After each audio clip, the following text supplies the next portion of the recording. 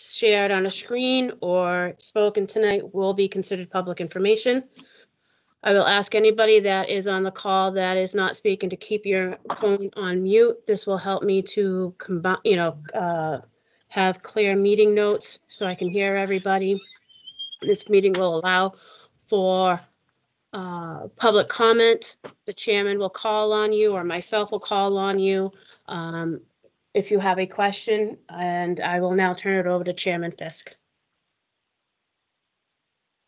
First order of business on tonight's agenda is 4 Elm Street complaint regarding rabbits at number 8 Hastings Street. Missy, did you get that complaint by email?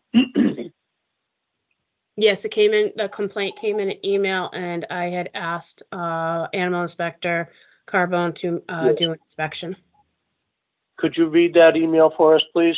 And then we'll go to Max. You want the complaint email or? Yes, please. Okay. If you have it readily available. If not, that's okay. I do. I don't have it. Hold on. Okay. So, in a nutshell, just to expedite tonight's meeting, because we have a substantial amount of issues to address, the Jay and Mary Walling of 4 Elm Street have a concern about the neighbors having rabbits and the feces and the flies, and they would like something done about it. We have asked our animal inspector, Max Carbone, to go visit the property and assess the situation. Max, please take the table. All right. So bringing up my email. On June 18th at approximately 11 a.m., I arrived to do an inspection. And after doing some extensive research with our town bylaws and state bylaws, I did not find anything pertaining to rabbits with a proximity of a well.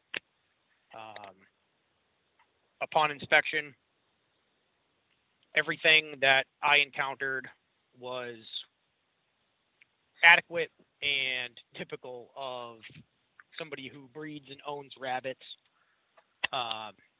Rabbits are a non-voluntary manure producer, so they just eat and excrete waste. But there was no extreme buildups.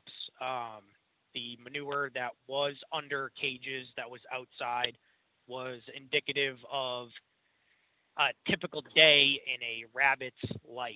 I mean, your average rabbit can produce 100 pellets a day on average.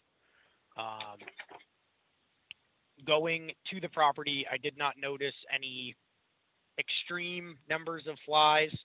There were some flies, but anytime you have animals, even water sources, you end up with flies. The property did not have manure storage, so they are not storing, there's no piles of manure. They aren't storing the manure. They bag all of their waste and they bring it to a local composting facility in town. So it's essentially bagged and ready to go.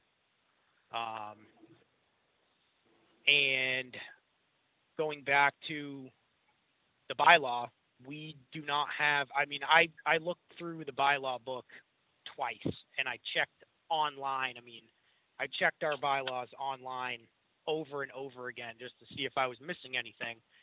And I could not find anything pertaining to small scale animals within proximity of a well,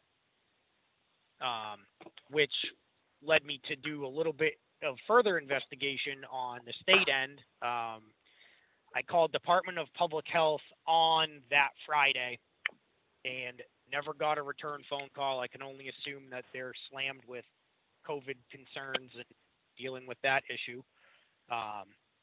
But some of the state regulations that I did find all pertain to large scale composting facilities where people bring stuff to a property. Anything that's 100,000 gross pounds per day has a regulation. Some towns do have regulations for certain animals, specifically cow and horse. We are Mendon. We don't have other towns. We don't enforce other towns' bylaws that are not on our books. But the bylaws that were on other towns were for horses and cows, predominantly for leachate of vaccine waste, because in the animal world, they still use vaccines with a lot of heavy metals in them. Animals were in good health. I did not have any concern about access to food, water, clean housing, or any animal health and welfare issues. I am not a geologist or a topographical engineer, so I don't know how that property particularly runs when it does rain. But on the day that I was there, the findings were sent via picture. I sent some pictures to the email that shows that the rabbit hutches are on the fence side of the property. Now, this is the first time I've been to this property, so I don't know the layout before the septic upgrade was done, but the septic upgrade does take up a very large portion of their property. And I was told that rabbits were on one side of the property, and then when they were doing the construction, they got moved to the fence line. The fence line is the most level area that I saw. So those are my findings. And at the Max. time that yes. Go ahead. I'm sorry. At the time that I was there, I did not see any cars in the driveway of 8 Elm Street or 4 Elm Street. The complainant. Max, just a quick question. Yep. You commented that the owners of the rabbits at 8 Hastings bag the feces and take it to the composting facility. Do you know how often that happens? How often is the waste bagged? I did not ask that. Okay. Mr. Gedlin, are you here? Yeah, I'm here. Mr. Gedlin? We do. Yeah, I'm here. Okay. We do weekly cleanings. So it's bagged from the cages weekly and then brought up to the Hawks' farm. When you bag in 1 week, roughly estimating, how big a bag are we talking, and roughly volume, if you could give us some idea what you're cleaning? We use the contractors' bags, trash bags. Not sure what gallon they are. We fill them only about halfway just due to the weight. And it's about 15 bags a week, and then I bring them up to Hawks' farm weekly. Okay, thank you. One of the concerns is the well at 4 Elm Street. Mr. Walling, are you here? Yes. Have you had your well tested since the septic system at 8 Hastings was installed? We had it tested just before that septic system was installed. We haven't had it tested again. The rabbits have only been there since the spring at some point. I don't know when. So this has just come up in the last 7 weeks. It's been going on for 7 weeks. How much earlier the rabbits were in those cages right on the fence line, 6 feet from our well, I don't know. But we were here that day. I was sitting out in my pool area. I actually heard you talking with our next door neighbors, and both of our cars were here. So I don't know what house you went to, but both cars were here. Max, would you like to respond? Your house is red in color, correct? Yes, Yeah, when at the time I was there, I did not see any vehicles in the driveway. they were here. Because I heard some of the things you said that day. Like I heard you say the term off the record, and I don't know what you said after that.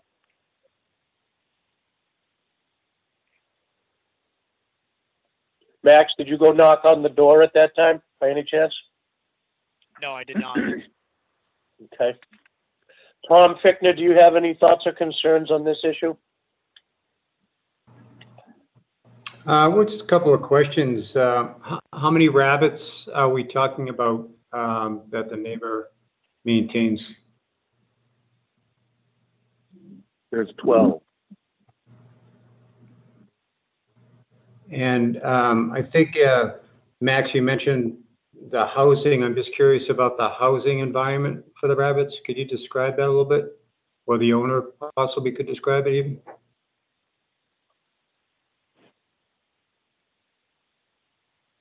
I can either describe it or the owner can describe it.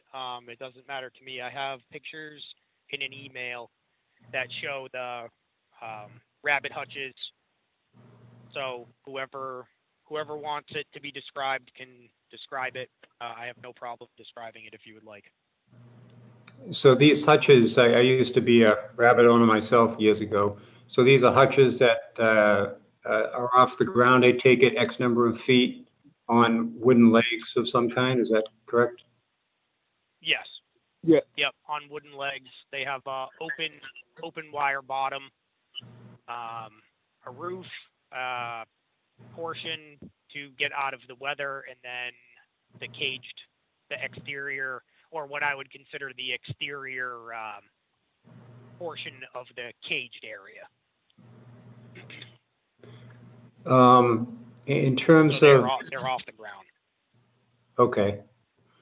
Is out of curiosity, is there anything that is on the ground below the cages that separates the rabbit droppings from hitting the ground itself, or they just fall loosely out of the cage directly to the ground? They fall loosely out of the cage directly to the ground. There is some vegetation, but underneath the cages, there's some sparse vegetation, and then there's grass in front of them. I'm not sure what the vegetative buffer is behind the fence. I know there's a lot of large trees on that fence line. Okay. And the fence itself, is this a fence that goes right to the ground and into the ground as a solid separated bottom? It's a vinyl. It looks to be a vinyl fence. I didn't touch the fence to see exactly what material it is. It is. It looks to be a vinyl fence that goes to the ground. And I was told by the rabbit owner that there are timbers in the areas where the rabbit hutches are to prevent anything from washing under the fence. Okay. What is the, with regard to the concern that the folks have at 4 Elm with regard to the wells? I recall, I believe, you folks have what's called a dug well. Is that correct? Correct. It's a shallow dug well, about 30 feet deep. And the distance of your well from approximately where this fence, sounds like these rabbit cages right up against the fence, so I'll use the fence as kind of a delineator. The distance? It's about 5 to 6 feet from the fence, the well. So it's about 6 feet. Okay. Have you measured it? Excuse me? Mr. Walling, have you by any chance measured it with a tape measure? Yes, I have. And what was your result? About 6 feet. Go ahead, Tom. Yeah. So there's been no testing done recently, Mr. Welling, correct? Is that what I heard you say on your well? Correct. We had it done last summer. Okay. And I understand where your concern might be.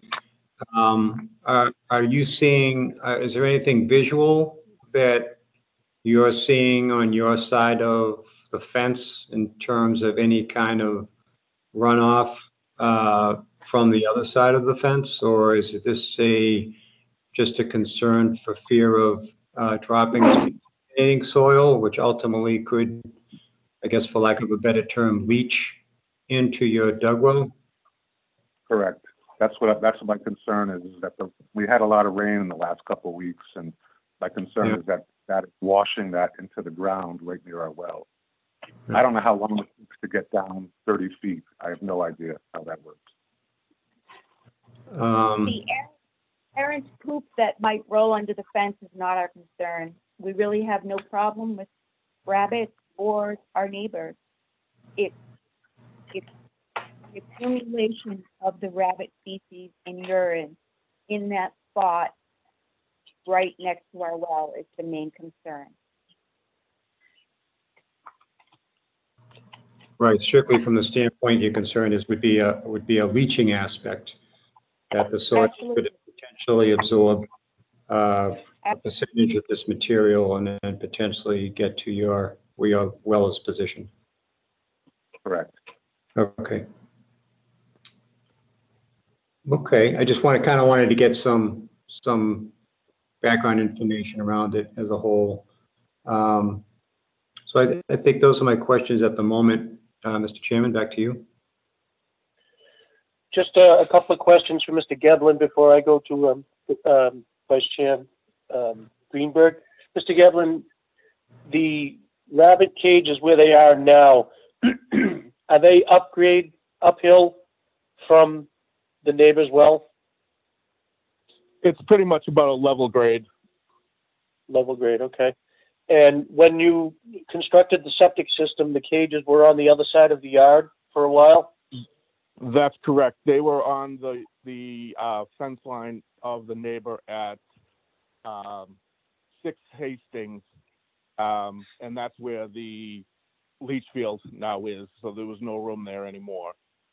The ground actually grades, I mean, where the rabbits are to the well is about level, but the ground actually grades towards the 6 Hastings Street side. So 6 Hastings Street side is lower than the Elm Street. Okay. And when you constructed your leach field area and you moved the rabbit cages, is right now where the rabbit cages are, is that where you moved them to at that time when the leach field was constructed?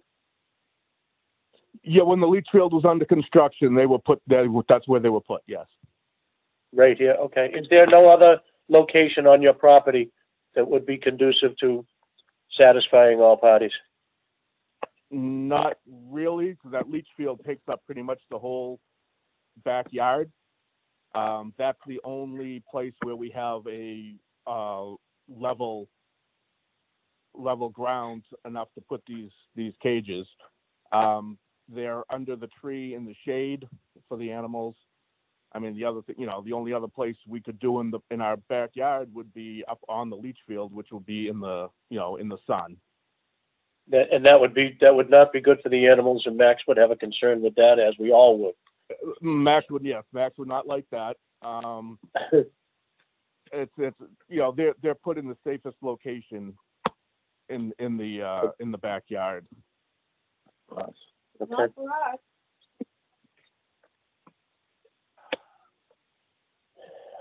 And About Alan, near the street. go ahead. What about on the fence line near the street? It's level. The septic is only about 4 feet between the street and the septic system. Alan Greenberg, could you chime in, please? Yes, just patiently waiting my turn. Thank you. By any chance, have the neighbors spoke before this was brought to the Board of Health for a possible solution that would be amicable to both parties? No. That would be my first suggestion. The woman on the call mentioned that she had no problem with rabbits. She had no problem with her neighbor. And I would really like to see the two parties come up with a solution that would work for both of them. Our animal inspector has made an inspection, and he's the expert in this area. And I'm sure the two neighbors want to continue to be neighborly. The only suggestion I will make that maybe someone hasn't thought of is the possibility of putting some sort of a plastic container under the open wire bottoms of the cages to catch the material before it hits the ground. But you all sound as though if you were to brainstorm together, maybe you could come up with something that would be a neighborly solution. Thank you very much, Mr. Chairman. So currently at this time, due to Max's findings, which is why we have the animal control inspector officer, is to visit properties where there might be a concern. And as Alan stated, hopefully this could be an amicable outcome if the two neighbors talk. As far as the Board of Health, currently there is nothing right now in our regulations, in our bylaws, to say, no, you can't do this where he's doing it. So it would be up to the two neighbors to try and come to a mutual agreement. Can I make a suggestion, please? Yes, sir. I would be willing to make a modification to these cages in the backyard as to where I could put plastic trays under the cages so the manure would drop into the trays instead of onto the ground. What happens That when would it be rains? wonderful. The rain doesn't get in there, it's underneath the cover. It will. When it's blowing rain, will still get in. You'll end up as soup. Certainly worth a try to start and see if that actually happens or if it rectifies the situation. It's a forward progress. I say the rabbits are out there. They've been out there through all the rain, and none of them get wet. The cages sit back enough under the wooden cover so the rain does not get in, and the trays would be directly under them. Not on the ground, directly under the cage. Can I ask a question? The trays would not be on the ground. The trays would be suspended under the cage. Can I ask a question? Yes. Hi. I was wondering why the rabbits, we've been here for 20 years and they've been in the barn, which is an open barn. The doors are wide open. I don't understand why in the last year or two, they've decided to put them outside. If they have more rabbits, maybe they can't fit them all in the barn, or because they seem to be perfectly fine in the barn for quite some time, and now all of a sudden they can't go back over there. I'm kind of wondering why not.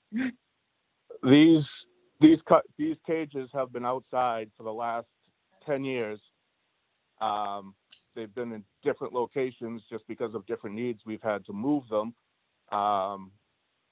They've never been where they are now. They've never been along that fence, but they've been along other fences in the backyard and at the end of the driveway. But due to the septic systems, we had to move them. From the barn, you had to move them out of the barn? These have been outside for 10 years. We still have rabbits in the barn. we have some of the male rabbits that we move outside just because it's better for them.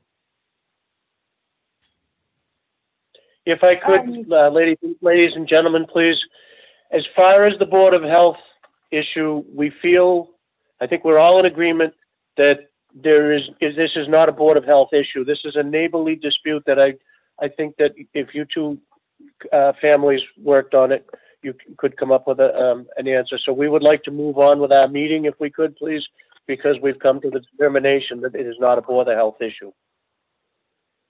So contaminated well is not a problem. The rabbits Have you had the well tested, and you can tell me with good concern that well is contaminated? It's only a matter of time.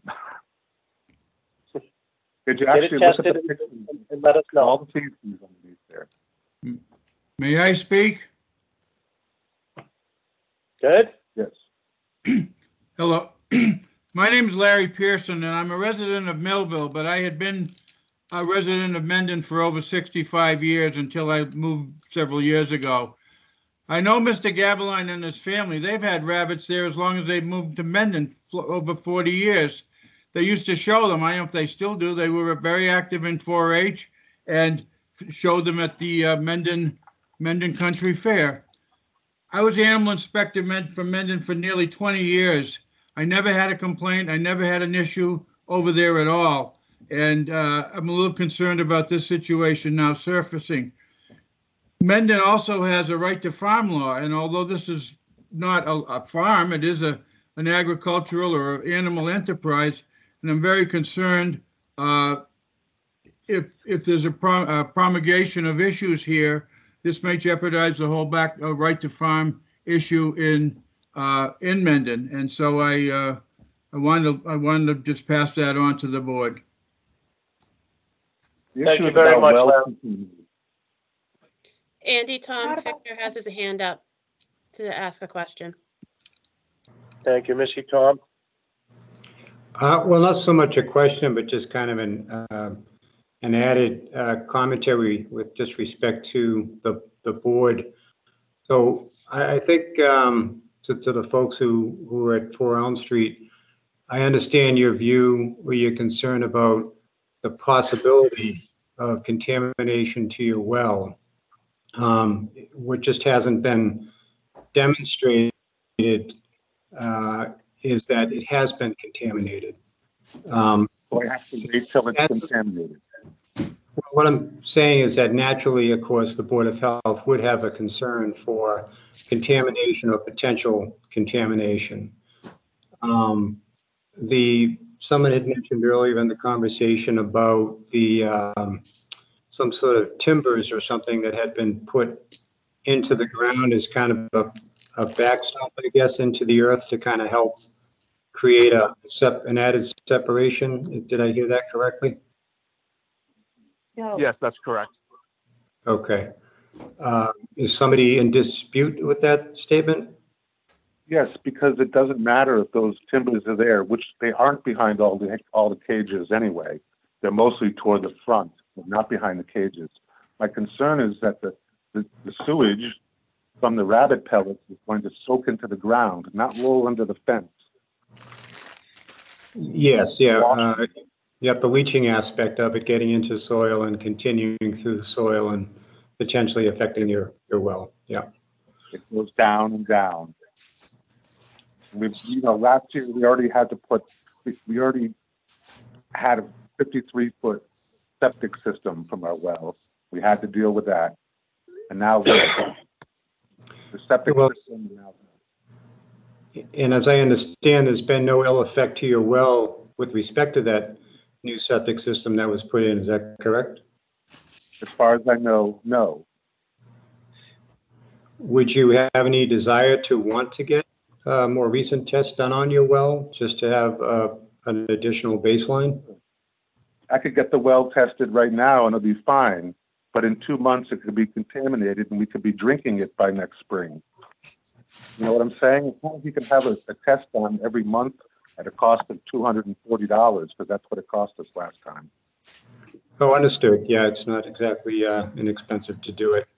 I would like to think too, in addition, that the offering that's been put out for additional support that is going to be a separator from the cages to the ground could mitigate further concern that you might have, at least as a first step to try to see what that could do to alleviate your concerns with soil contamination. If it can all be caught, sure. Okay. in the ground. Tom Ryder, please. Yes, so I'm just wondering, this is Tom Ryder. I'm wondering if we can get a copy of the latest results of the well, so we can have it on record of the information that we have. Yeah, I will email to Missy. Okay. All right, that is good. And a follow-up is that I've always suggested people with wells, whether the dug or artesian, that they do sample at least every spring, at least for coliform bacteria, which is not a $240 test. It's like $20. But regardless, all public water suppliers out there, they test on a regular basis. They file reports with the community. If the individuals that have wells, they should do the same too. So my follow-up is just that at least test for the coliform bacteria every spring. And I say that to everyone with the private wells, minimum. When can we get the results of your test? You want the one from that I had done last summer?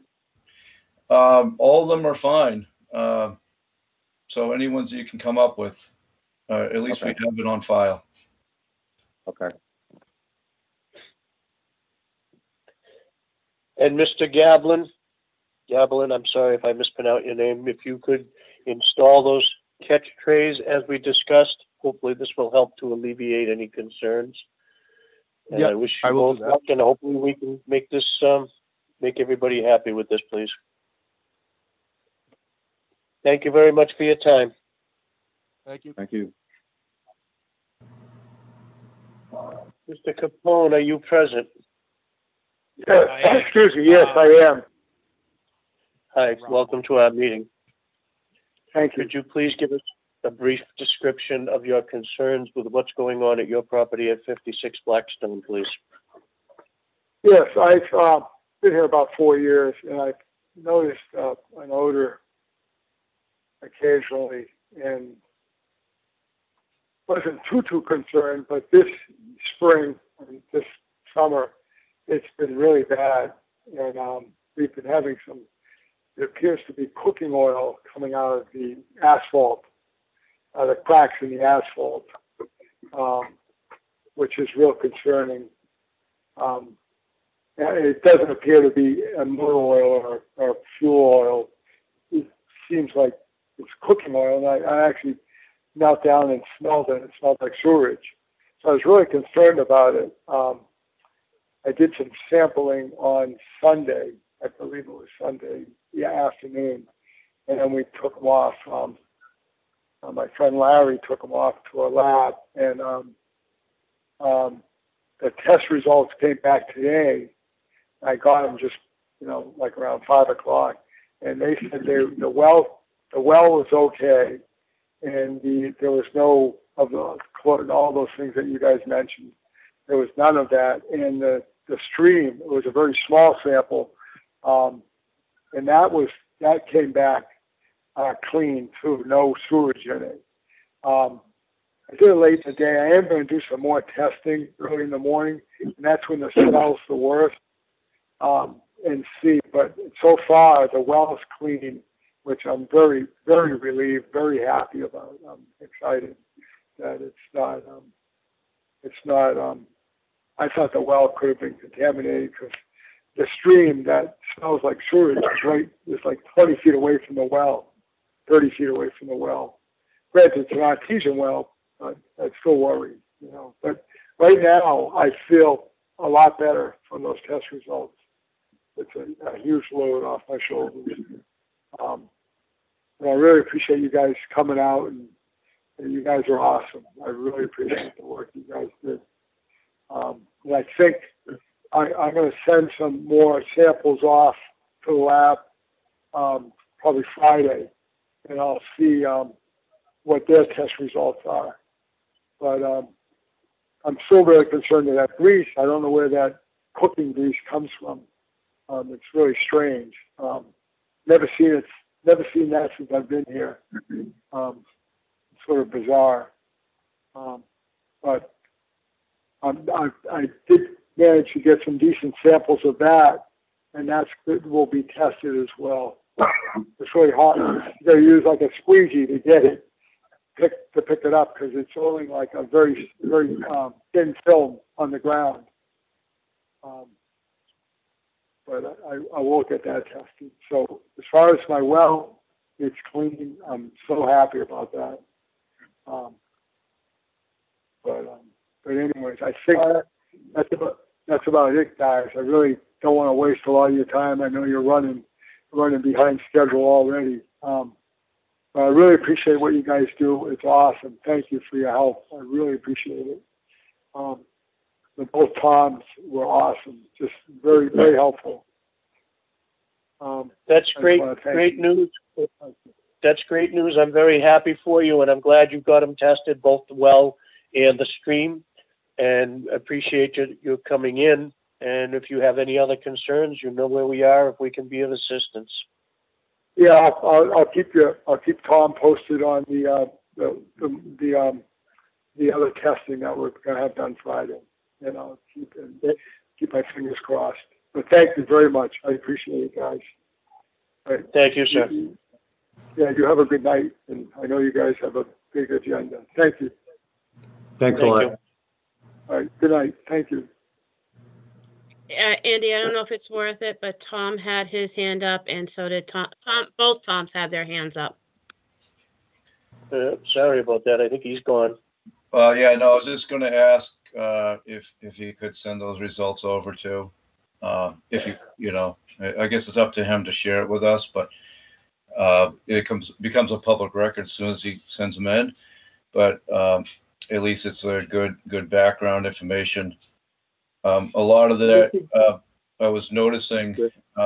There's a lot of iron in that area, so it was evident that there was just probably from all the rain washing over the rocks, dropping in and out of solution. That's probably a lot of the issues that he was seeing. Some of the foaming, probably due to the vegetation and the going through the dead, decaying wooded area. It probably caused some of the foaming and the iron dropout. But it's good to know that his well is safe. But I was just hoping that he would send that information in just so that we can track it. Missy? Yep. Do you have contact information for Mr. Capone? I do not. I have to try and see if I still have the email from his voicemail, but I did most of his communication with Tom and Alan. That's what I was just going to ask next, Tom. Alan? I have his cell phone number. Could you please reach out to him at some point and ask him if he would be willing to share those test results with the Board of Health so we can keep them on record? Consider it done. Thank you. Tom Fickner, you had a statement, or is it too late because he's gone? Well, not too late. I was just going to suggest, well, Dave was on the call, to have Tom Ryder just kind of speak on what he visually saw today with myself on the visit, just so all the ears were hearing the information. But Tom did a nice job just directly conversing with Dave today, so that was it. So. Sorry, to let it cut him loose without checking with you. I apologize. That's all right. No worries. Mr. Griffin, are you here? I am present. Nice to have you with us. Tom, are you aware of who Mr. Griffin is, Rob Griffin? Actually, why don't I start with you, Mr. Griffin? Would you please give identify yourself and tell us what you do? Then we'll all know, okay? Sure. So I have been working with the Bellingham Board of Health since 2018. I actually started as their food inspector and also do their tobacco compliance. So I picked that job up last year when Marilyn Edge retired. And since I have started working with Framingham as well as Waltham doing their tobacco compliance. Okay. I have a quick question since you mentioned Bellingham, and I'm sure we'll have a lot of questions for you. A friend of mine called me one day and she was quite upset. She bought a pack of cigarettes in Bellingham and the clerk asked her for her driver's license for identification. As a single woman in this world of all that's going on, she was quite shook up. Wanted to know why, just to purchase a pack of cigarettes, did her information need to be shared? Could you please enlighten us on that? Absolutely. So that's actually part of the new state law change that came into effect in 2019, or that was actually passed in 2019 that took effect in June of last year. It is actually the responsibility of every tobacco retailer to ask for a government issue ID for every person of any age trying to purchase a tobacco product. Okay. All the more reason for her to quit smoking, I guess, right? I would say so. Good news. Okay. And you said tobacco compliance. You do the sting checks in the stores and stuff? Yes. So I do both the inspections and compliance depending on what you were looking for more. We generally do compliance checks in Bellingham quarterly. So just because Bellingham has had a number of issues as of late, I think we've had close to 30 violations in the past year for either sales to minors or possession of flavored products and things that were covered under the new state law. So they have obviously stepped up their inspections and things of that nature. But I do both depending on what you're looking for. I like it. I am not a fan of tobacco. That's great. We've been quite a while since we've had a compliance check. So I like that. I don't know if Mendon, with the minimal amount of stores we have and the population, if that warrants quarterly, but that's certainly something that we can discuss and come up with a plan. I like that. Tom Fichtner. Go ahead. I'm sorry. No problem. Something that Bellingham does as well that may be something that Mendon may consider as opposed to the quarterly inspections or compliance checks, I should say. When Bellingham has a particular location that has a violation, they get put into a 3-strike protocol. So as soon as a sale is made, it is just any locations that had sales that are made that get re-inspected 3 more times before the next round of inspections. So if it's something where we're doing compliance checks twice a year, then, if there's a sale to a minor at a particular location, they will get 3 more checks before the next full round of compliance checks. Okay, I understand. Very good. Tom Fichtner? Hello, Mr. Griffin. Thank you for joining the call. I take it that this call is basically about introducing yourself to us and to potentially be of service to our Board of Health in doing what you do. Is that correct? That is correct. I know Missy had reached out to me probably about 2 weeks ago to see if there would be any interest in potentially doing the compliance for you. But I have not had a chance to actually have a conversation with her outside of that. So basically get to know me at this point for you guys. And I'm sorry, I might have missed it. So in Bellingham, you've been involved in this for how long now? Quite a while? So I have been working with the town of Bellingham since 2018, but only actually doing tobacco compliance for going on 2 years now. Okay. Okay, well, I don't have really any other questions beyond that. Sounds like you have some good background information and some good background in general on doing it. So this is a good opportunity for maybe to have Mr. Griffin join in and kind of help the town where we might need him for doing these compliance checks. Mr. Chairman? Thank you. One quick question before we go to Alan. Excuse me. Mr. Griffin, where are you from? What town? I grew up in Bellingham. I recently moved just over the line in Franklin. Okay, so you're relatively local for us. Good, very good. Thank you. Alan? I think my fellow board members have covered everything at this time. Thank you. Missy, will you be somehow, will you be contacting Mr. Griffin? Will he contact you so that you can get a schedule of fees and charges and decide if we're going to go this route and use this gentleman? I'm assuming you'll take care of that? Yes, I will. I'll call him the beginning of next week. Wonderful. Thank you very much for your time, sir. We appreciate it, and we look forward to working with you, I'm sure. Sounds great. Thank you for having me. Thank you, Mr. Griffin. Good night. Good night. 18 Taft Avenue private well variance.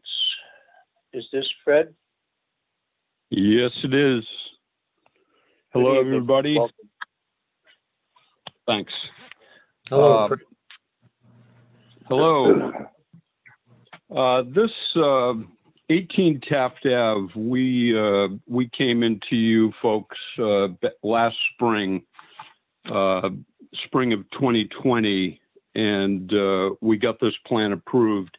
It's a septic repair that involves also the replacement of the private water supply well.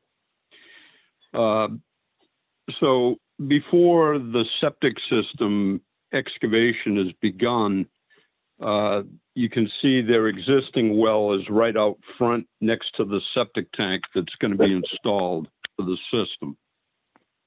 And so before anything starts with the septic system, the work has begun already with the well out back. This well is going to be out front, is going to be abandoned and replaced with a drilled well behind the house.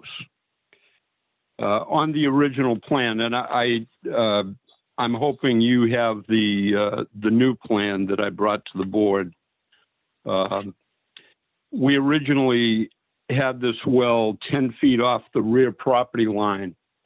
The ownership on the other side of the property is the town of Mendon. It's the parkland, and this particular area is the wooded section of the park. We had to slide this well closer to the property line, and that's why we're here with you tonight. The well is 5 feet. We're proposing it 5 feet off of that property line. And the reason for the move is at the original location on the of the well, there were two large boulders. And when I staked the well location, it wasn't clear whether or not both boulders could be moved. So we just went forward with the best case scenario, which is to have the well the required 10 feet off the line. They were able to get one boulder out of the way. It's not there anymore, so I assume they took it away. But there's another boulder that they can't move. So working with Richardson Well and ADC Septic, I was able to determine from Richardson that in order for their well rig to have enough clearance away from the existing boulder, this is what drove the location that we're proposing to you tonight. We can't go closer to the house or closer to the street because we have septic systems in that direction.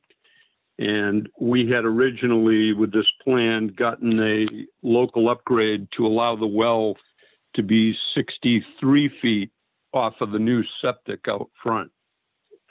And with this well relocation, we are closer to the property line, but we're actually improving the situation with separation between the well and the septic systems in the area.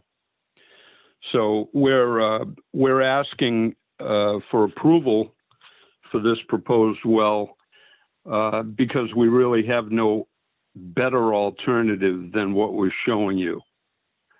And that's pretty much it. It's we tried for full compliance, but we were unable to get it.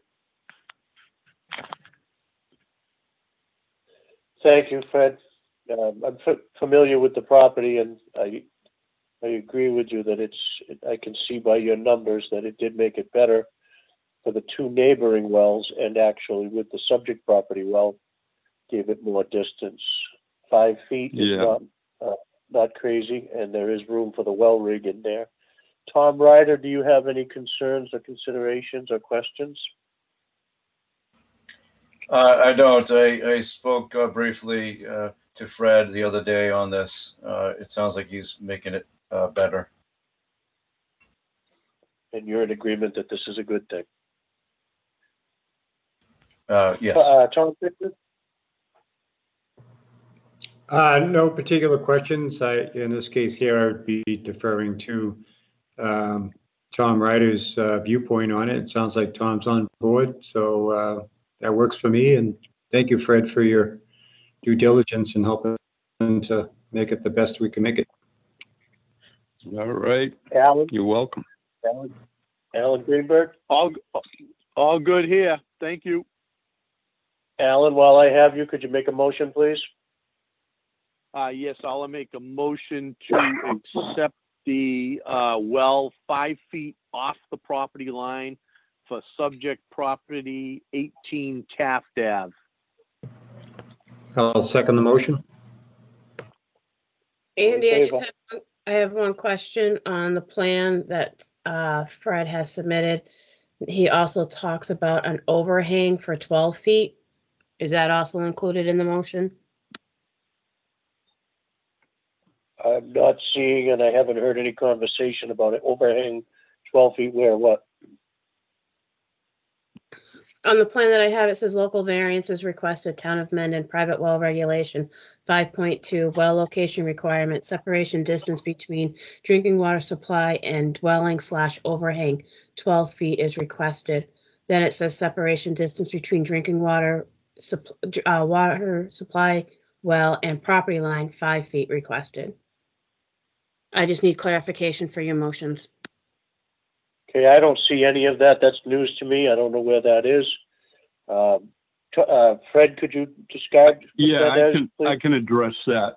That's just wording from we're more than 10 feet away from the house. We're 18. So that wording that we recited it's in the block where we show all the local upgrades and the local variance requests at the top of the page, right in the middle of the plan. That wording is just being recited from your regulation. It really doesn't have any significance to the request for 5 foot separation. We're in compliance with every other setback except that. Very good. Thank you. Thank you, Missy, for questioning that. Appreciate that. Yeah. So that being said, the motion would be to accept the 5 foot minimal distance to the property line.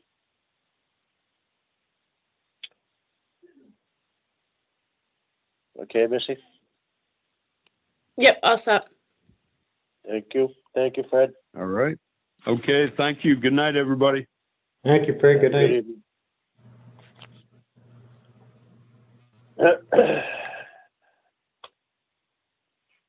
Tom Ryder, 65 Hartford Avenue West septic plan. Is there an engineer on the call? I think they're expecting it at 8 o'clock. Hopefully they're on right now. I'm here. Okay. Could you identify yourself, please? Raouf Mankaris with Alpha Omega Engineering. Okay. And what is the request here? What are we discussing? Tom, what's going on? So there's a 65 Hartford Avenue West has an existing system that has failed. The property was transferred last December, and soil testing was conducted.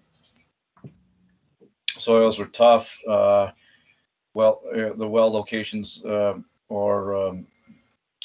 existing well is like right up against the house, pretty much.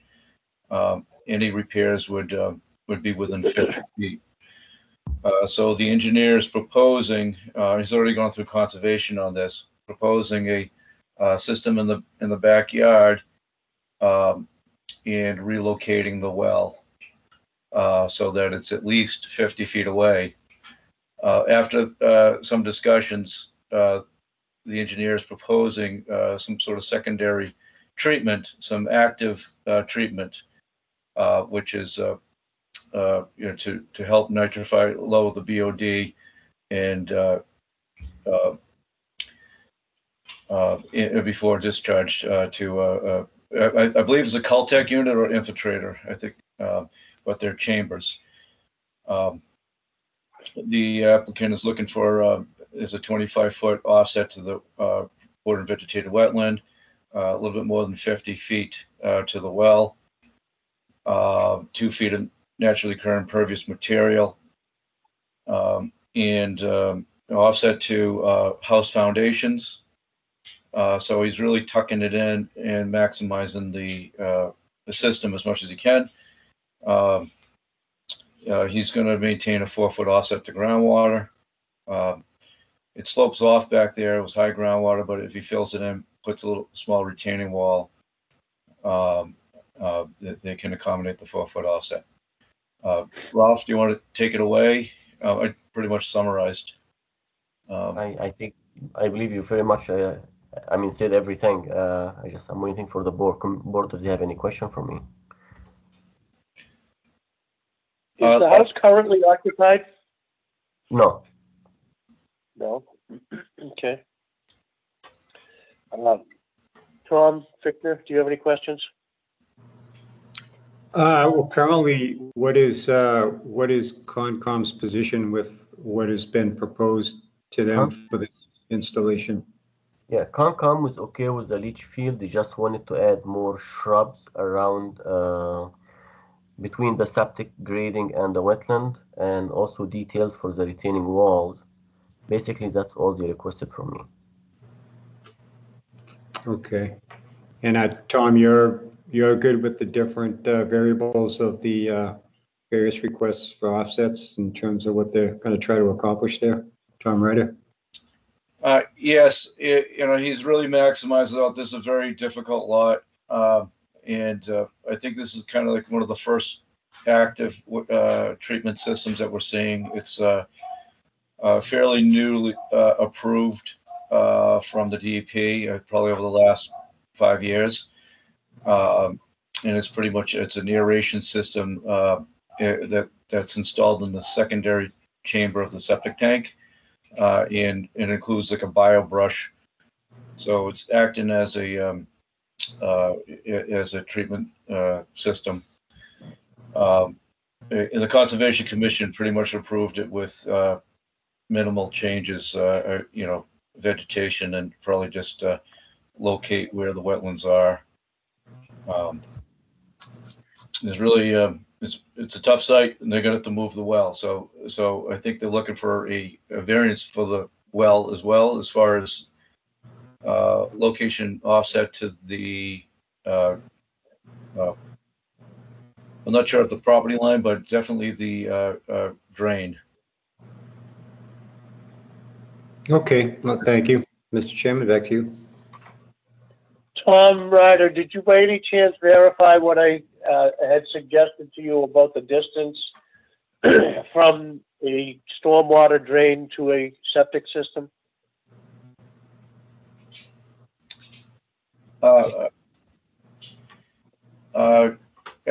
sorry, can you repeat the question? So The distance, you need the offset for a drain The pipe? distance from a stormwater drain pipe to the septic system.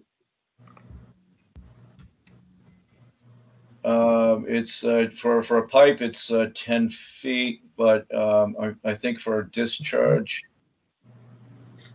25, isn't it? for the let me get it. Yeah. are you asking about the pipe to the leach field, the drain pipe, or the?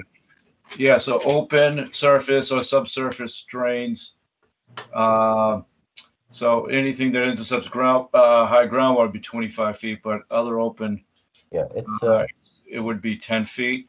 it's 33 feet, and I can add it on the plan if you like. That's fine. It's 33. No, that's not what we're talking about, sir. We're talking about the stormwater drain from the catch basin in the street to the wetlands. It's going to impact the location of the septic system. Yes, yeah, the end of the pipe, the outlet pipe from the drain to the leach field are 33 feet. Okay, thank you. Yeah, so it's so that's actually where the discharge into is wetland. So if that's the point of discharge, it's 50 feet. So that was one of the local upgrades that they were looking for, because he's 25 feet. Or did you say 33 feet? I'm exactly 32.2, exactly. 32. Okay. So very good, thank you. I was looking for a reduction. And yeah. So briefly, Alan Greenberg, before we go any further, do you have any questions or concerns, please? My only question is the technology that's being used. Is there a greater maintenance, lesser maintenance, and is the I'm going to assume the new homeowner going to be made aware of the maintenance required to keep that system in good order? Back to you, Mr. Chairman. If I understand correctly, it's a Caltech system, right, Tom? It's a Caltech system, but he's also proposing an aeration system within the second chamber of the septic tank. Okay, yes. Improved with there is a recording requirement, and it's the maintenance that I've seen required is I mean, they have these bio brushes that they just may need to change from time to time, but I've seen this in operation at a McDonald's, and you know how filthy, how high strength wastewater McDonald's is, and more than for more than a year they haven't need to change anything, just need to keep the blower turned on. It's a pretty much basic blower, 110 volts, so it doesn't need any special voltage out there. But it's a deed recording to identify that that's on the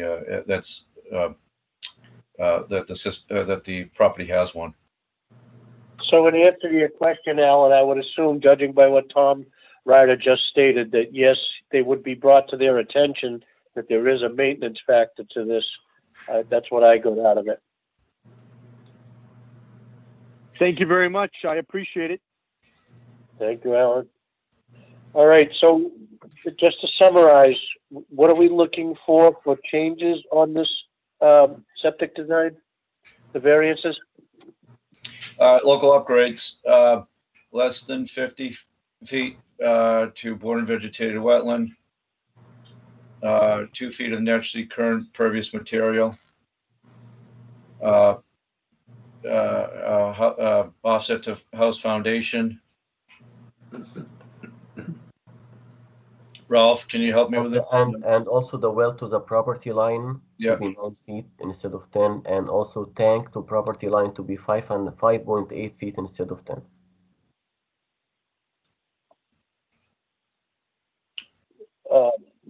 Doesn't this many local upgrades trigger a variance, Tom? No, so it's a, if you are, it was asking for less than, less than a 4-foot offset to groundwater, then it would. I thought you just said 2 feet. Oh, no, he's making the 4 feet, but he's got 2 feet of naturally occurring material. That's why he's using the innovative technology. Okay. And what was the distance going to be from the wetlands? It's supposed to be 50, and what were we going to? And this is a conservation issue. I'm just curious. You said 32? No, 32 to the open, the end of the pipe, 21 to the wetland exactly, and it's shown on the plan. Okay. 21. Okay, and the distance to the house? To the house, 12.8. Okay, and the tanks are going to be more than 10 off the house? The tank board 10 feet exactly from the house, but it's going to be 5.8 feet from the property line. Okay. Which property line? Is it the street? No, the abutting property, number 67. The abutting property, the old lady's house. Tom, is that okay? Tom Ryder? I'm sorry, what was the offset? 5 feet? 5.8 from the lot line. And how does it compare to her well? Her well is very far from us. It's like over 150 feet or about 150 feet away. So it must be on the other side of the garage? Yes. Okay. Is it up on that flat area up by the street? Yes, that's close. Yeah. Okay, I think I remember seeing it in the bushes there that time we were there. All right, it sounds to me like, Tom Ryder, you're in acceptance of all of these requests. You're okay with all of this? Yeah, he's gone through multiple iterations of the plan to try to conform to the best he could do for the site. Yeah. All righty. And Could I have a motion? Go ahead, Missy. I just need to have a quick question. With the thing to the lot line, did that require a butter notification? It's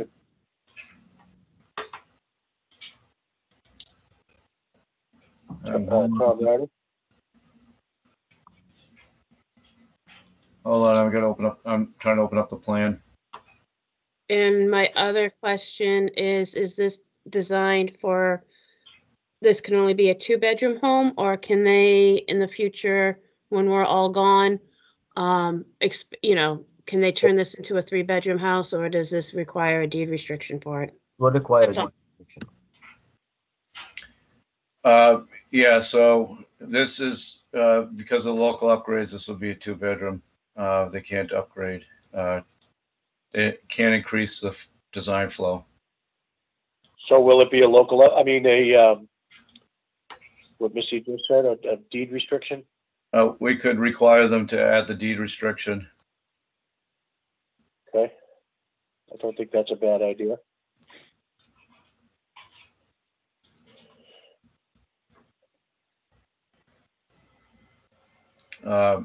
Andy, Tom Fickner has a question.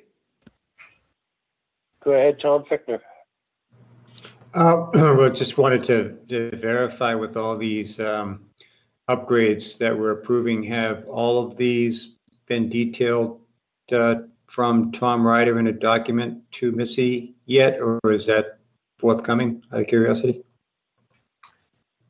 I will send a, we had Ralph finish up the revision yesterday. So I looked it over, and I hadn't had a chance to follow up with a updated memo. Okay, yeah, I just wanted to make sure there was so many. I just want to make sure we do capture everything that we want captured in writing, so we have it attached with part of the file. That's all. Thank you. Yeah, well, sorry, my memory is failing me a little bit, but less than, I mean, it's not affecting a well, but the property line, I'm looking at the property line requirements right now, so. Andy, did you want to have the deed restriction added on to the motion, or are you guys all set with that? I think, I don't want to make this decision myself, but my opinion, I don't think it's a bad idea. Tom Fickner? I would agree. I think we should make it part of the motion, part of the guideline. Alan Greenberg? I'm in agreement. I think it should be listed. Thank you. There you go. There you go, Missy. Thank you. Thank you.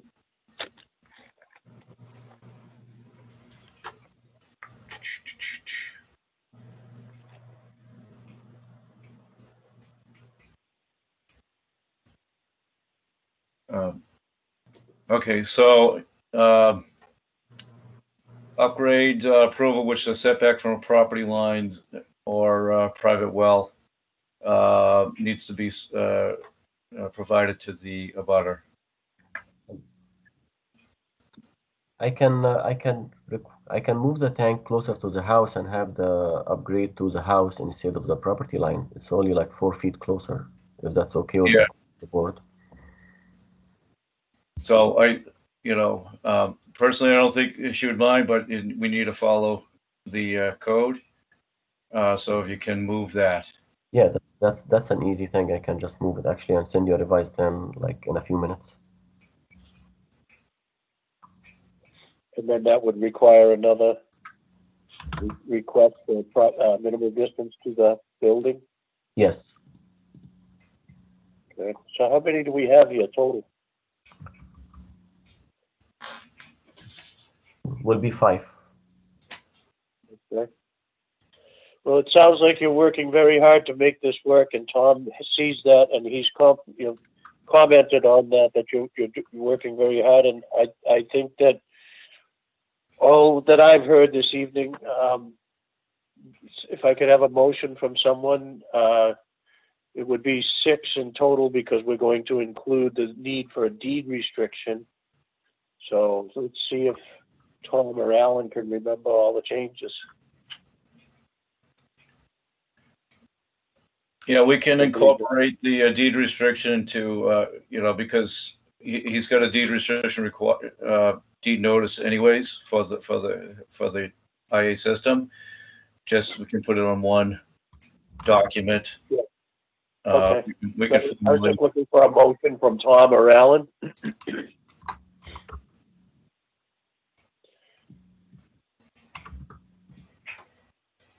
Tom, could you make a motion? Okay, Alan, go ahead. I'll go for it. The distance to well, to wetlands, distance to property line, distance to the house foundation, deed restriction. What am I missing? The one to the property line was changed because he's going to move the tank and it's going to be closer to the house now and not affect the property line. Sorry, but the well is going to be offset to property line. The right of way. Okay. Yeah. I think that covers it. Yeah, and to make sure that the deed restrictions and the deed notice are included. Thank you. Tom Fickner? Tom just sent me a text. He lost his audio. So, Tom, if you can just shake your head, yes, you agree. Do you see me? Can you hear me now? Yep. Okay, great. Yeah, I second the motion contingent upon all those variables being outlined. Thank you very much. For the board. Thank you. Thank you, sir. Thank you. Thank you. Okay, One Nipmuc Drive, Tom and Alan, are you two familiar with what the issue is at One Nipmuc Drive? I do not believe I am. I believe I have some knowledge of One Nipmuc Drive. Thank you. The fast forward, and I can have Tom or Missy elaborate, but when they put that septic system in, this is the office building at the corner of Nipmuc Drive and Route 16 that's been vacant and looking for a tenant for years. The system was put in to just barely get by. It was an office building, and the rate for an office building is 75 gallons per day per 1,000 square feet. So it's tiny, and now they're proposing and actually they haven't gone to the planning board for a change of use, and the septic system won't work for what they're doing. They want to put a salon, a hair salon in there, and they're setting up with numerous chairs.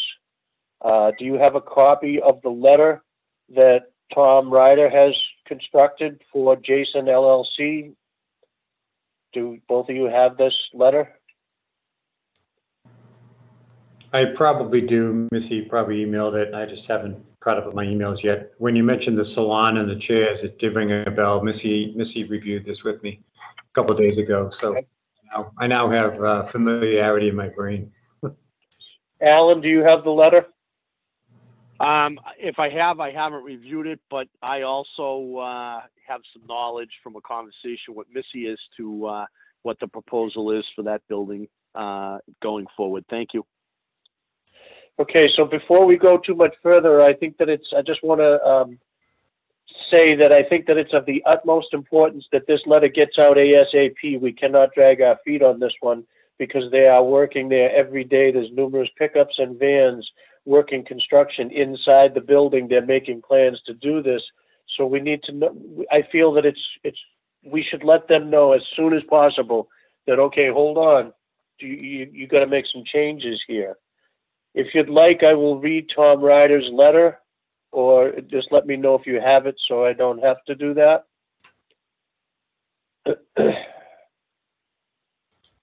Missy sent it by email. Do you two have it? Do you have a date on that, Missy, when you might have sent that to us out of curiosity? Yesterday. Hold on, yeah, because I sent it in two different ways. Because Andy doesn't get the attachments, I kind of sent it out as it was written, but then it was also attached. So it's sent yesterday. I have it. That was. Can you read right through it real quick, Alan, so that you can be brought up, and I'm sure Tom will find it.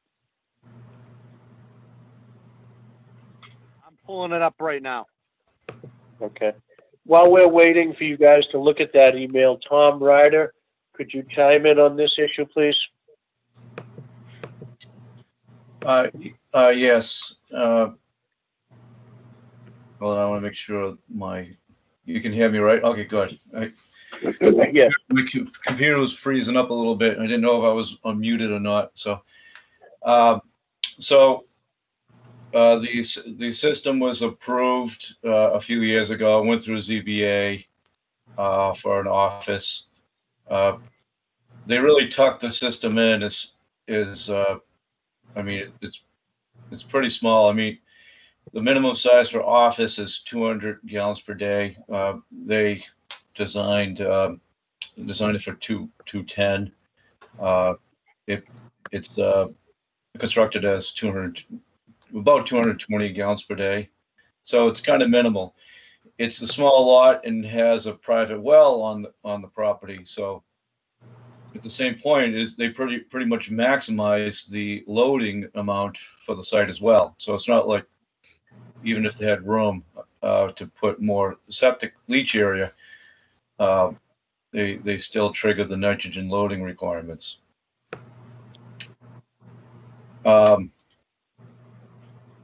So as far as a beauty salon, that runs at 100 gallons per day per seat.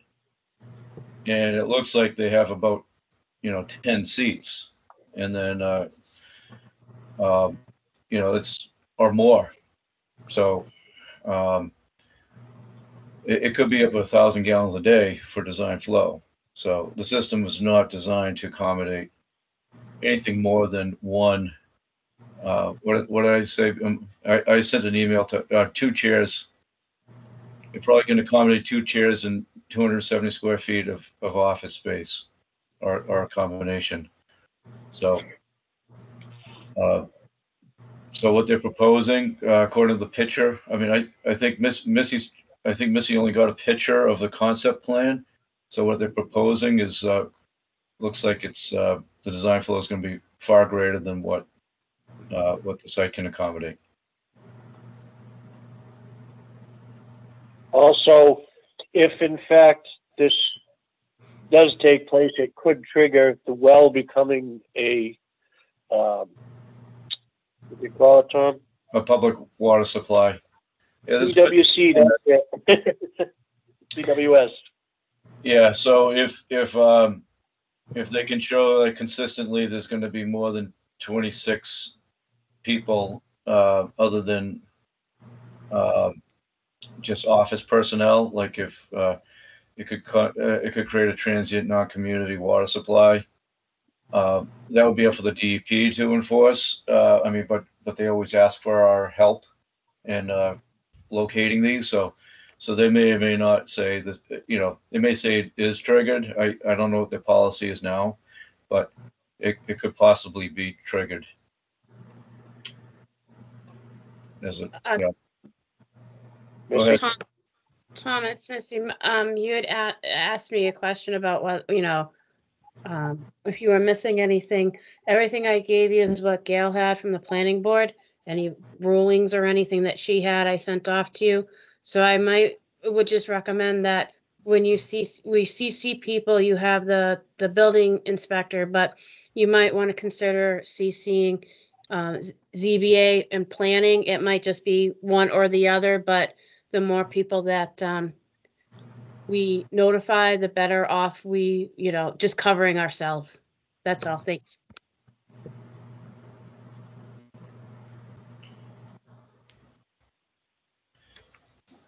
Alan, have you had an opportunity to read the letter? Yes, I have, and I'm in agreement with Missy that we need to add a couple people to that CC. I'm also in agreement with you that this letter needs to go out ASAP because of the situation that you mentioned where they're working on this project every day without any approvals. Thank you. Tom Fickner? Yeah, I'm reviewing the letter now. So based on what you had mentioned, Andy, in terms of the workflow, I just noticed in the requirements section, number 2, Tom mentions prior to construction on modification other than office space. Are you seeing, or is somebody seeing something that's happening now that is not related to office space modification, out of curiosity? Correct. Numerous vans and trucks, maybe 5 to 6, and I've had opportunity to go by there over the past couple of weeks, probably 4 or 5 times, and I did notice that these are duly, I don't know the names of them, but they are labeled vehicles that are, construction vehicles, finished carpenters, plumbers, whoever, I don't know. But they are not like a car or someone going to an office. It seems as though there is some construction going on. So given that, if we have a concern that my concern is that, is there a way that or a mechanism that we might want to use to put this in somebody's hands like tomorrow? As far as our concern, I think that what Tom has put together here duly covers us. And as soon as the building inspector is notified, I'm hoping that he or the zoning inspector or both would go out there and say, hey, what's going on here? As far as the septic system, that's our concern. as far as any change in use as far as office or anything else, I think that's out of our realm of expertise. I don't think it really concerns us. I could be wrong. I've been wrong before. So has there been any communication so far with these other groups, such as planning or building with what we're talking about here tonight? Or is this letter kind of representative of that? Is he? So I just want to let you guys know the whole reason why this came to light was back in May. There was a building permit. We have the routing process. I questioned because hairdressers and tight tanks and holding tanks, whatever you want to call them, there was some back and forth. The last communication I sent to John Nenart. I got an official comment from Tom. Tom and I have talked more. And then there was hold on. Not only the building permit, which I stopped, so therefore technically there is no building permit for the work being done, but that's. And then there was a home business occupation, goes through the same routing slip. Again, I rejected it on July 13th to find out what is actually going on. The property, the people who are running it, I asked them, about the tight tank, the hair salon, what kind of skin service, what exactly was going on. It's according to one of them, it's facial spray, tanning, makeup, and waxing for skin services. And she said tight tank was being installed by a plumber. And that's when I talked to Tom, and here we are with the letter that you guys are reviewing tonight.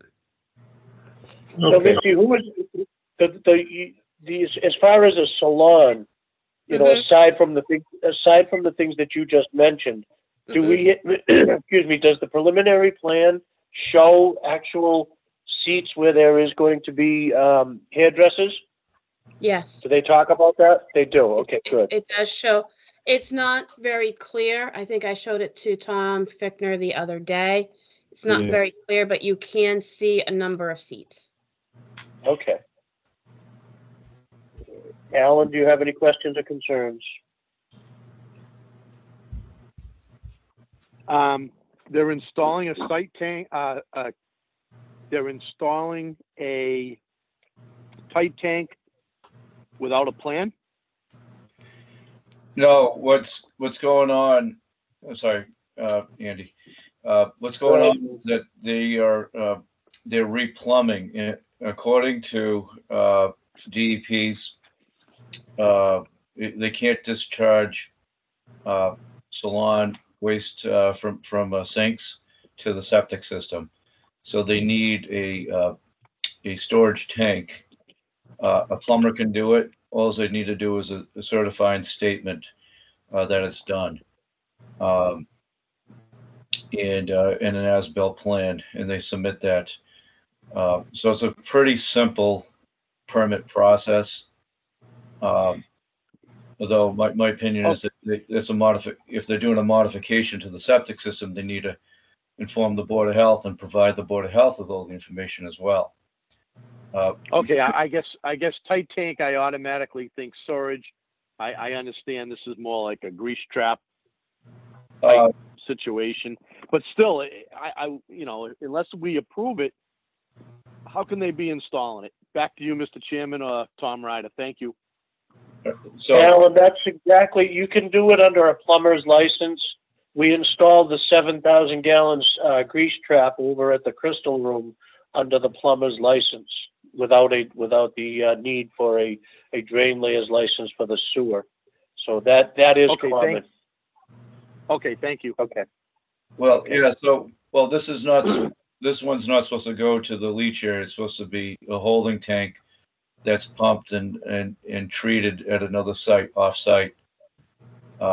So it's called the DEP 01 permit, which is just you go through a process of a plumbing process, certification that an engineer or I'm not sure if a plumber can certify that he changed the connection so it's not flowing to the septic system. It goes to a different tank. Now, homeowners can install, we actually approved this under a tight tank recently for another site, but it's not really a tight tank. It's it's a holding tank. So Not yours. we Get out of approved there. it as a modification to the septic system. They separated their sink so they weren't discharging, and we permitted that. And they also had to go through the certification process. So, yeah, it was adequately regulated in other sense. The homeowners can do like a home office or a system like that without increase of design flow. But an office converted into a salon, that's a different story. That's a lot more. That's expected of wastewater, a great amount of wastewater. Andy, Tom, that's what. question. All right, thank you. I will get to you in a minute, Tom Fickner. Tom Ryder, just a quick question back to the conversation you and I had this past week. If a property is not going to be used as a home, it was going to be used as an office, and they had a failing septic system, by Title V failed system, can they install a tight tank? But my question to you last week was, do they need an engineer? So all that we just said, and they don't need an engineer for the plumber to do it at this office building, can a building that's going to be used as an office come under the same standard? No, because so we're looking at what's the differences of SIC codes. So sanitary flows go to the septic system. So a tight tank would have to be permitted through the Board of Health, whereas anything in the SIC code, industrial waste, is regulated through another process. And that's the difference. Like automobile, anything that's not gray water, black water, it could be under a SIC code. Okay, so you're talking like chemicals for the hair salon, yeah, or grease trap for a restaurant that has to be processed differently. I get it. All right, thank you. Tom Fickner? Grease traps are sanitary flows too. They're not tight tanks, so you can discharge it to a septic tank, but not to the leach field or to a sewer system. So. Okay. All right, thank you. Tom Fickner? Yeah, I was just curious from a sizing perspective, Tom, what is the requirement with regard to this particular type of a storage tank? It's not really clear on the sizing requirements. There's no, basically you're certifying that you are discharging with some sort of alarm, and you have a company on call to remove the waste. So it's not really clear. Of course, if the smaller the tank, the more often you're calling.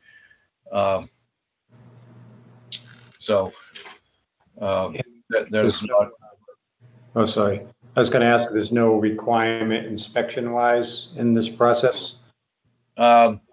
So the plumber has to inspect it. So it goes under the building department. The plumbing inspector would inspect that.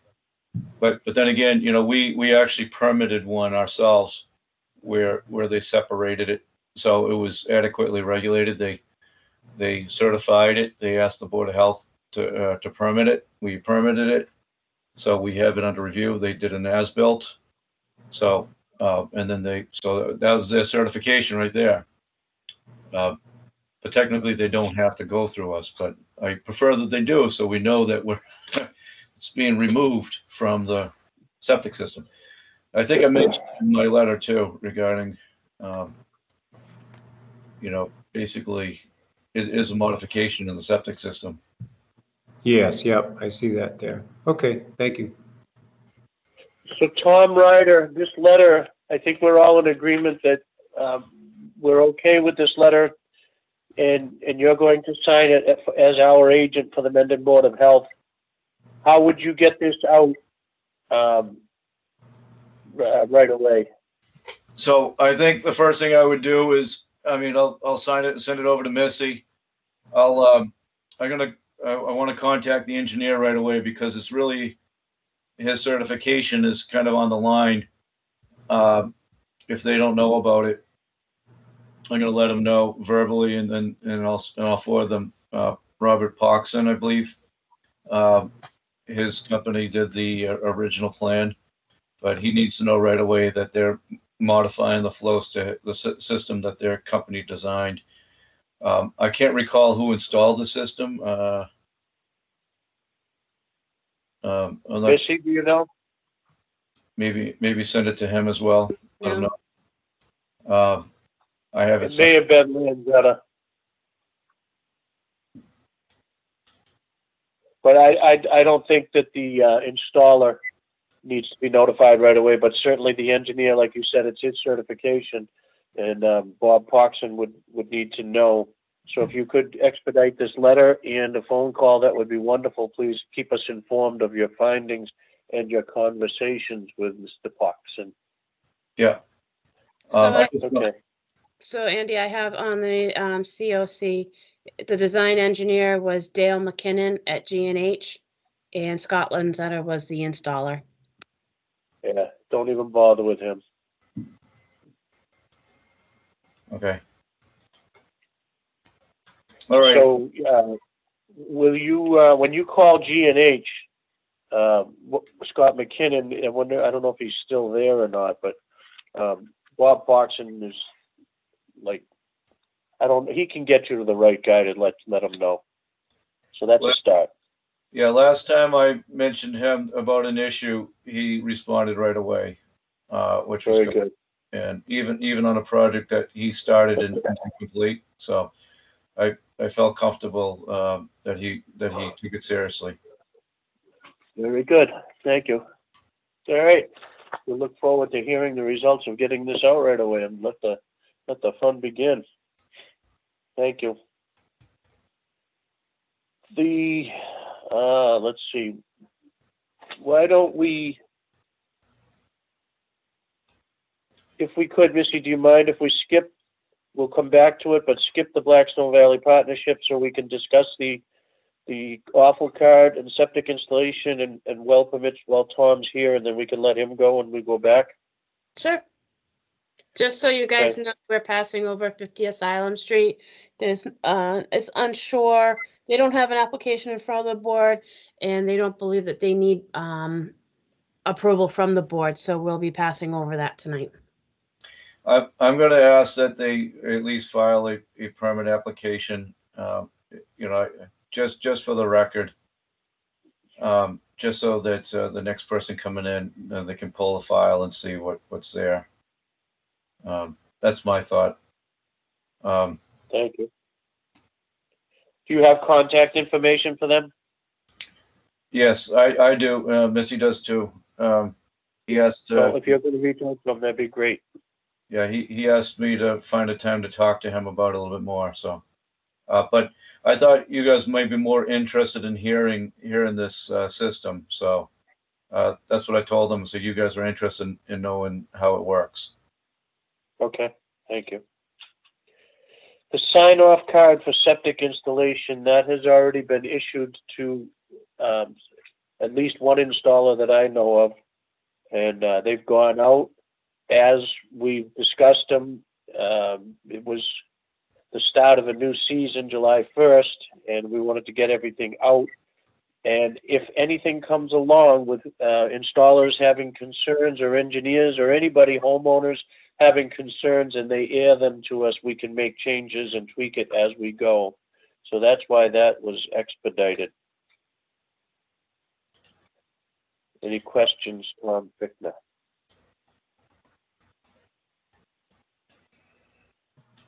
No questions per se. I think this was the, Missy and I had a little conversation about this, that Is this the one, Missy, where we were thinking or talking about incorporating elements of this into the program within the computer system? Is that right?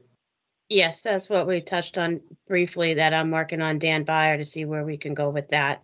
And once I know that it's viable, it might be it could be a better way, I don't know, because us installers or engineers, whoever, we could figure that out later, could actually via the computer request an inspection and Tom Ryder would be notified. But we're working on that. Yeah, and I think the idea behind that had to do with the fact that there might be situations where there might be a question of exactly how to post this card on a particular property in some cases. Is that right? Yes. Yeah, okay. So it sounds like that's a good, so all in all, that would be probably a great variable as an extension of this this card process to have a potential electronic option available as a support mechanism to it. Thank you. Alan? I'm on board. Back to you, Mr. Chairman. Thank you. Just so we know, the comment was made to me today that someone made the comment to Missy and said, where do I leave the card on the job site? Well, there's other towns that are doing this, and I have to put them in a big, huge Ziploc bag, and I have to leave them someplace where they can see them and they sign it. And I go back the next day or whenever, and this card is signed. So it's commonly done. It's not like we're reinventing the wheel. And this I forget the name of the program that Missy talked about this morning, but that sounds like a great option. Maybe someday I'll learn how to spell computer and I might be able to do it myself. But for right now, I need phones and pen and paper. Private well regulations, notification regarding well information. What do you want to say about that, Missy? Absolutely nothing.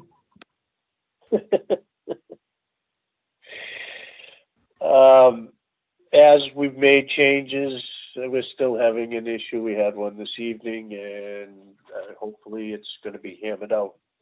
But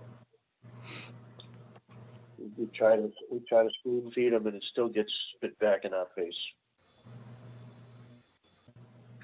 All right. So, Tom Ryder, I believe we're all set with you. If you'd like to move on, I appreciate your time as usual. Thank you very much. Yeah, I just had a question on the well regs. I put some notes down. I didn't change the document, just I added notes. I don't know if you guys got a chance to look at those notes and see how to incorporate. There's questions on permitting or not permitting one well or having multiple wells for duplexes and things like that. So I know that's come up in the past. So still haven't kind of figured out how to hammer this down a little bit. I haven't seen that one myself yet, Tom, but that is a concern that we want to make sure that we get right. All right. Have you seen the notes that I put in there? I can resend it. I think I've updated it since the last time I sent it. So I have a PDF with comments. I received that and I forwarded it off to you guys on May 25th, 2021 at 6:17 at night. Okay, so okay, so I'll send you an updated version, Missy. So I have something since then. So okay. Andy, Tom Fickner has a question. Hi, Tom. I was just going to ask if, based on what Tom had just mentioned about updates, if you could just send along the updated version what he has, that'd be great. And I would probably think I make a suggestion with regard to this topic. I think this could be a time-consuming one that maybe it probably warrants, if not the only item on an upcoming agenda, limited other issues on an agenda so we can really look at this thing in detail and kind of dissect it. Just a thought. Thank you.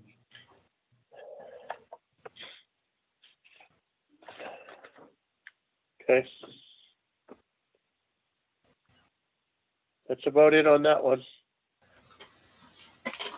Okay, all right, thank you, guys. Let me know. I'll be out probably in town tomorrow or Friday morning. So if you need to meet up with me, let me know.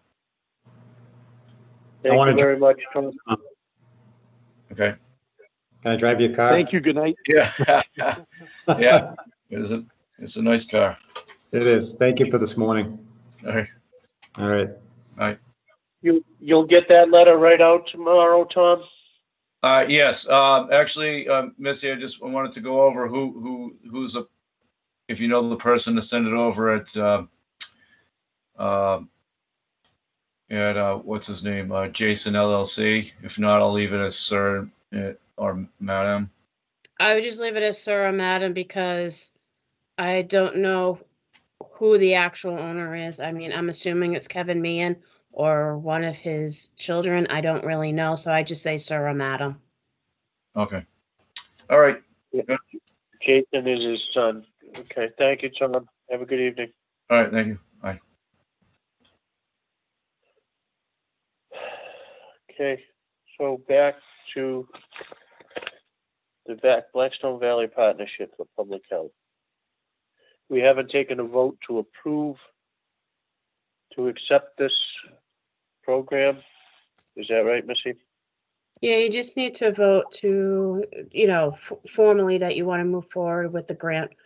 And you have to come up with representation for the oversight group. And then on a side note, I just want to make sure that you guys are still okay with me being your representative for Region 2. Typically, it was Lenny and myself and then Lenny, but with me not being sure about Lenny, I got to send a letter into Worcester. So those are the two things I need you guys to discuss, decide, vote. In the absence of Lenny, is that something Danielle can fit into or no? For the Region 2, no, it's not really necessary. The voting only occurs when they are approving purchases for the region or for individual towns, or if they're making policies for their own, for our governing body and things like that, how we run things. Okay. All right, so could I have a vote as to accept or deny the Valley Partnership? Well, I would like to make a motion that we formally accept the Blackstone Valley Partnership grant and to move forward and participate as such. And I'll second. Thank you. Does that work, Missy? Yep, and then Tom has his hand up. Go ahead, Tom. I was just kind of chuckling because I avoided saying anything about the additional representation. I thought you'd find that humorous, Missy. So I think Missy also has a question about support representation. So I would motion that Missy continue as our primary representative for the Region 2, as our Region 2 representative.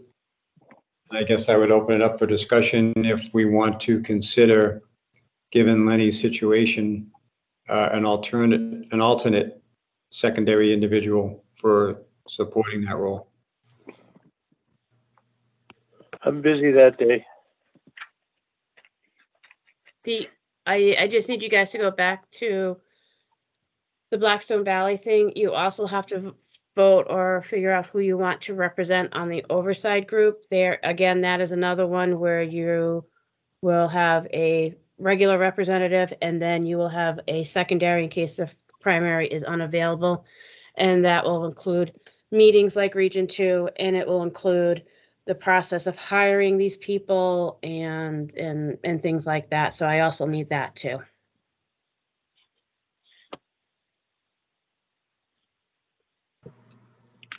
Volunteers?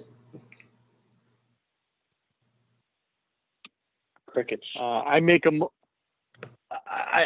motion that we utilize the same two people that have been representing us in Region 2 at this time?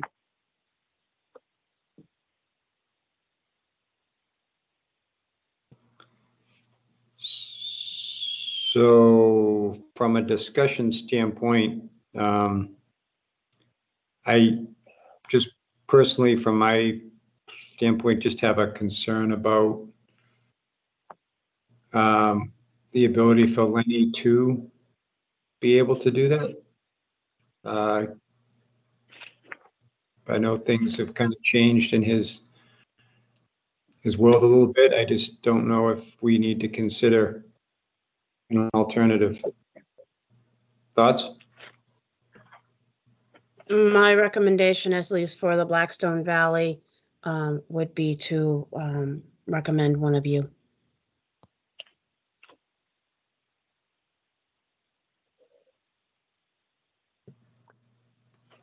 I would go along with that, but I can't volunteer myself. Sure you could. I feel the same way for Yeah. myself. I'm stretched a little thin right now, and I would not be able to give it the attention that it needs, but thank you. Out of curiosity, Missy, what's the what's it kind of like time requirement wise, with, you know, the requirement for availability for that? I'm not really sure because we've just started. We were having at least monthly meetings. It might only be like quarterly once everything is started, as far as it would be during the day. Just to see how things are running, how is everything working out? Does any town feel like they're not receiving enough services or things like that? So at first it would be really busy, but then once the people are hired, it would be more, I think they're looking at quarterly. But I could just forward you the emails that I get with the links and everything. And if I'm, if I'm on vacation or if I'm away or whatever, I'm out, and you're available, great. If you're not, that's fine too. So I'll tell you what, with regard to the Blackstone Valley Partnership Program, I'll offer my services as the alternate contact or individual to participate in that. Okie dokie. And maybe Thank you, just, Tom. oh, you're welcome. And then maybe keep Lenny, I guess, as Alan already kind of motioned, as you and Lenny with the relationship with the Region 2 for now. I guess that could still, probably work. Right? Yeah, Region 2 only meets monthly. But again, there's only times when they're making a vote, and they have 74 communities. So not having a quorum doesn't normally happen. So it's just, if they vote on something, that's all that really for the Region 2 thing. So that is, to me, is not as important as the Blackstone Valley project. Gotcha. Okay. Thank you. Thank you, Tom. You're welcome. So Alan made the motion for myself, and now I'm going to add Tom as the alternate or the secondary for the Blackstone Valley. Tom, are you going to second that motion, or Andy, do you want to second that motion? I don't think it really matters. I'll step down a second. Okay? All in favor? Aye. Yo. Aye. Okay. Andy, what did you move closer to the refrigerator? You sound kind of distant. I'm hungry. I knew it. I knew it. I'm slicing cucumbers and tomatoes. I still have all my digits too. So the last portion of for tonight is review of the scholarship applications. That is where I am going to say goodnight to you guys, because I do have a child who applied. My only my only final thing to you guys tonight is to set another meeting date. So, you would kind of go with August 4th. I am not available August 4th, August 5th, August 11th, or August 12th. I have some things going on with my family, so if you guys are available, we can meet August 10th and August 3rd, which is a Tuesday night. Well, I would think just, the two, oh, sorry, Andy, I was Go just gonna ahead. say, I would just ask before Missy goes, are we all ready to talk about this subject at this point tonight? I am. Okay, I am as well. I'm also prepared. Thank you. Okay. Thank you. The dates, also, August 14th is our Household Hazardous Waste Day. I am not available. Are either of you available? Yes, I could make myself available for that.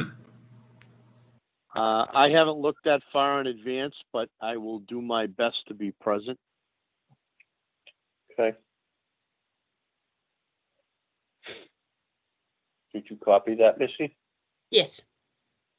Okay. So So are we before doing, Missy goes, I'm sorry, we need to set the next meeting before Missy goes. I apologize. Tuesday the 3rd, or what was the next date, Missy? Tuesday the 10th? Today's the 21st. I think the 3rd would be 2 weeks, right? Yes. Okay. That works for me. I don't know about you guys. I should be able to make it happen. At worst, I would be a few minutes late. And I should be fine with that as well. Alrighty. Thank you. Alrighty, I will just need one of you to let me know who you chosen for the scholarship and what time you guys adjourned. I am leaving for the night. Alrighty, Thank you, Missy. Thank you, Missy. you're welcome. Good night. Thank you. Good night. Good night.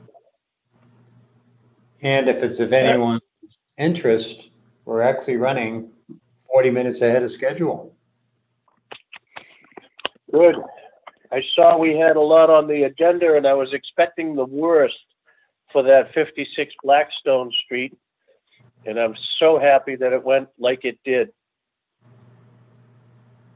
The Yes. first one, Alan, you asked the question that I thought of, and I didn't get to pose it. And then when my turn went away and you asked it, I was like, yes, great question. How come you two can't just get along? You're neighbors. Why do you immediately go for the juggler with the Board of Health? Talk to them. Well, and I fully can see both sides of the situation. And if Sure. I can see it from 175 Blackstone Street, I would hope where they live side by side that they could work it out. And the gentleman that has the rabbits, he made the first move. So he's been trying to help all along. So I mean, please do what you can to work it out. As far as 56 Blackstone Street goes, he did the right thing. He not only got on the agenda to ask us about his concerns and guidance, but he went and did some of his own due diligence to give us some information to go on. So once again, we were able to work together to, try to come up with a plan. And that's what we need. We can't do it all ourselves. We need cooperation from the person that has the concern also. Thank you. Thank you. All right, as far as these scholarships, they're numbered. Do you guys have the same numbers on the tops? I believe so. If it was based on what I had initially proposed to everybody back a little while back in a text message. Yeah. That's ongoing by. So that being Okay, said, I I don't- chose number one and number 3.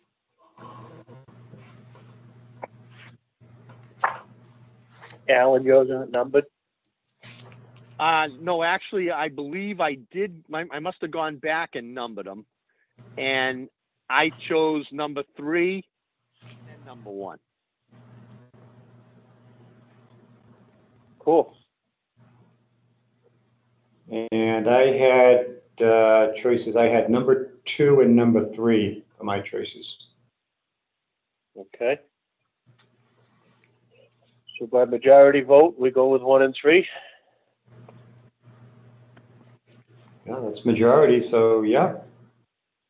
I mean, it sounds good. Sounds good to me. But I'd be, not that I want to stretch this out any further than we have, but I'd be more than willing to listen to someone's argument. Well, I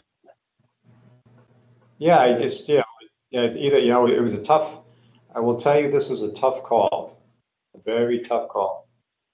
I've read them all, and I felt the same thing, Tom, and I'm not as academic as you are, understanding the things I was reading, but I thought the same thing. This is a tough call. Yeah. I was glad to see we had so much interest. Yes. Yep. Yeah. And I know with one of my choices, I actually went with the students' chosen major that seemed to relate to environmental science. So that's how I made that first decision.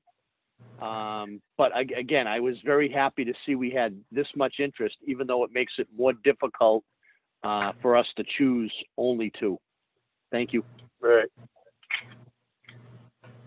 All right. Thank you very much, gentlemen. Yes, thank you. Back to my tomato. Going back to my Andy, tomato. Thank you. And I was just going to say, do you want to be the one to just let Misty know what we decided on it? Yeah, I will give her a call tomorrow.